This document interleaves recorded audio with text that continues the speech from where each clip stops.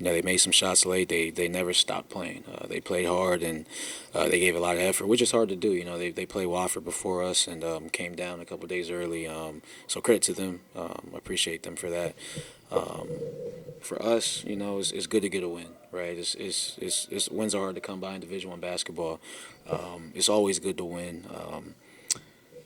I'd be lying if I said I wasn't a little disappointed in the way we won. That's kind of what my message was to them is we're going to win this game. How are we going to win this game? How is our mental approach going to be to this? How is our concentration? Understanding who you're playing. I didn't think that it was at the level that I'm preaching to them about it being Game 7. But man, this was my first experience in one of these games of where it's so much more about the mental than it is the X and O's. So this was my first experience of trying to get those guys locked in for 40 minutes in a situation where it's all mental and it's not physical or X and O wise. So glad to win. Glad that these guys get to go home and celebrate the holiday with their families. And I hope they're rejuvenated when they come back because we got a lot of work to do.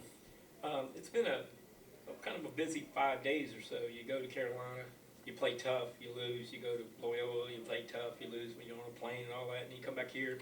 I guess you got back yesterday. Got back yesterday. And then you got another game. Got another game. Is this a team that needs a break? Like a coach that needs a break? I mean, it's kind of been a whirlwind.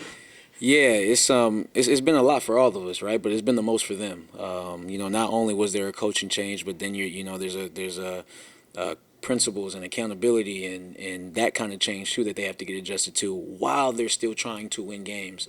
So the effort that these guys have put forth in the last 5-6 days, to go to Carolina and execute a game plan and play a different way that we've been playing, right? I made some X and O changes after North Alabama. So for those guys to adjust and go and replicate what it is that we were doing in practice and what it is that we wanted to see out there, I thought that was beautiful. And then to come out against Loyola, and we're up 2.5, man, I really think we could have won that game, but that's a good Loyola team. But for those guys to come out there and, we ran out of gas late. I watched it happen as it happened. But man, like those guys were ready. They were locked in.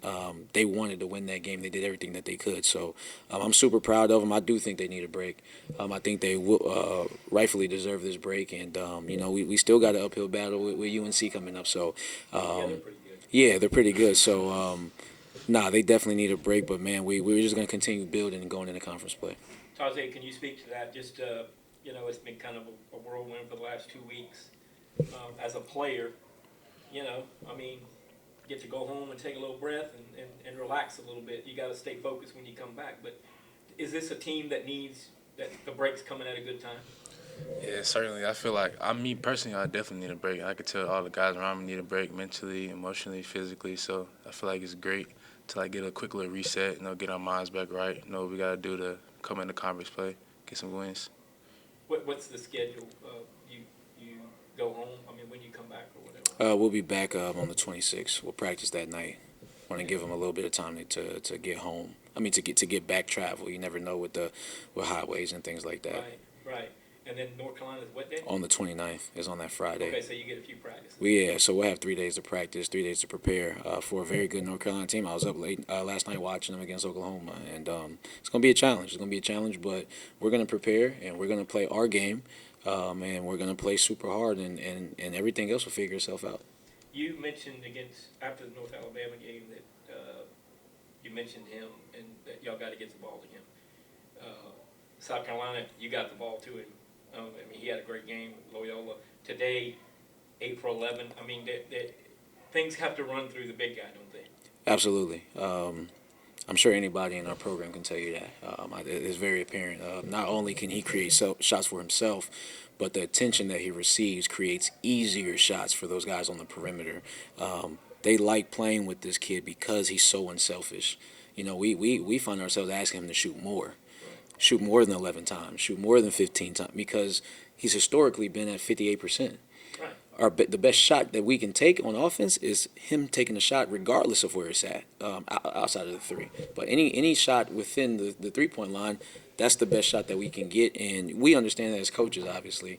Our team understands that, but they also love playing with him because he's so unselfish. He goes about it the right way. When the double comes, he's going to pass it to him, and they're going to get open shots. So that's definitely something that we got to do. That's no secret. That's not something that they can scout against. Like, the ball's going to go there.